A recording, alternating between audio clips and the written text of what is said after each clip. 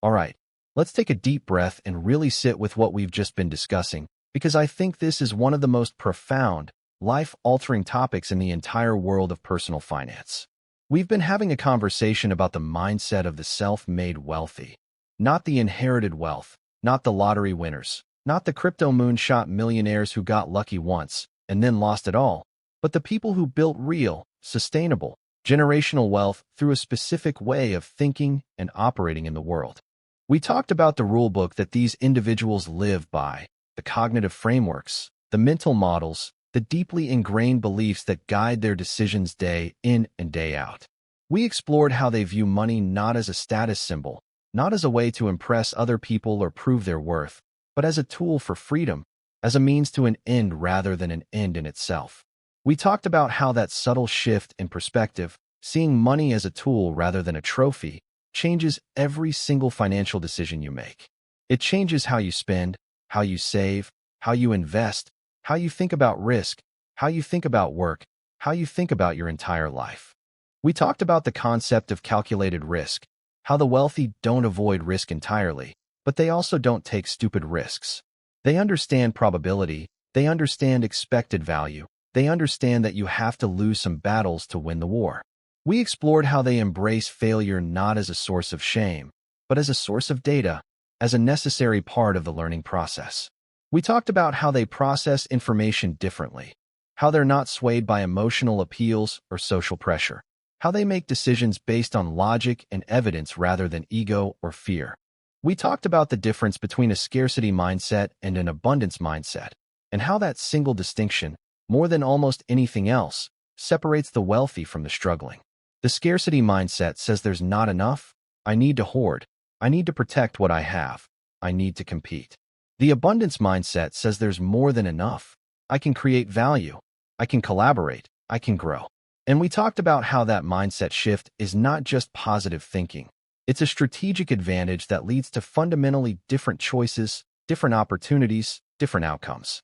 Now, all of this is deep. It's conceptual. It's philosophical. And I know that for many of you listening, you're already starting to feel that shift, that intellectual recognition that your mindset is the foundation of your financial future.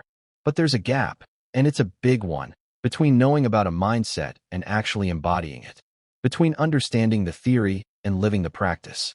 And that gap is often bridged by visual demonstration, by seeing the principles in action, by observing real-world examples, by visualizing the contrast between the scarcity mindset and the abundance mindset in concrete, tangible terms. And that's exactly what we're going to do right now.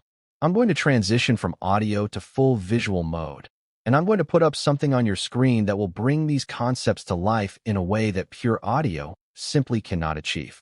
I'm going to show you a visual comparison of two life trajectories, two people with identical starting points, identical educations, identical opportunities. But one operates from a scarcity mindset and one operates from an abundance mindset. And you're going to see, over time, how their paths diverge in dramatic, irreversible ways.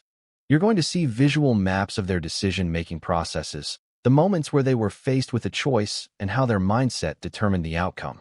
You'll see the specific mental models that the wealth builders use, models like the second-order thinking principle, where they consider not just the immediate consequences of a decision, but the ripple effects, the long-term implications.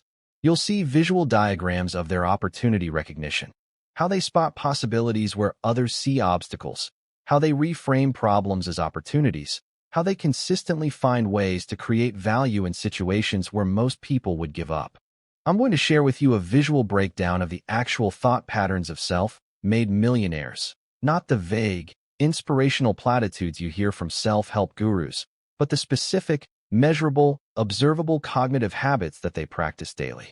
You'll see how they talk to themselves, how they frame challenges, how they interpret setbacks, how they process criticism.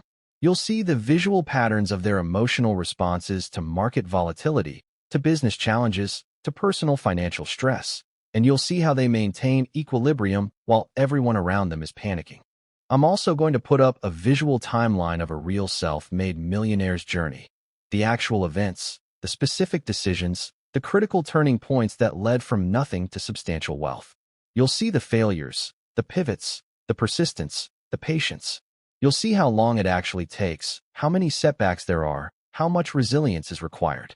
And you'll see that there's no magic, no secret formula, no special trick, just consistent, disciplined, mindset-driven action over time. And I'm going to show you a visual exercise that you can use to assess your own mindset. A simple self-diagnostic tool that maps your current thinking patterns against those of the self-made wealthy.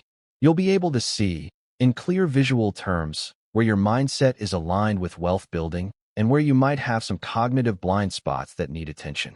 This isn't about judgment, it's about awareness. Because once you see the gaps, you can begin to close them. So I'm going to change the format right now. I'm going to move from audio to full visual mode. My face, the charts, the diagrams, the case studies, the visual tools that will help you internalize these mindset principles in a way that audio alone never could. I want you to see what the self-made mindset actually looks like in practice. I want you to visualize the path, the patterns, the habits that create wealth from the inside out. Because once you see it, once you visualize it, you can start to embody it. All right, let's transition.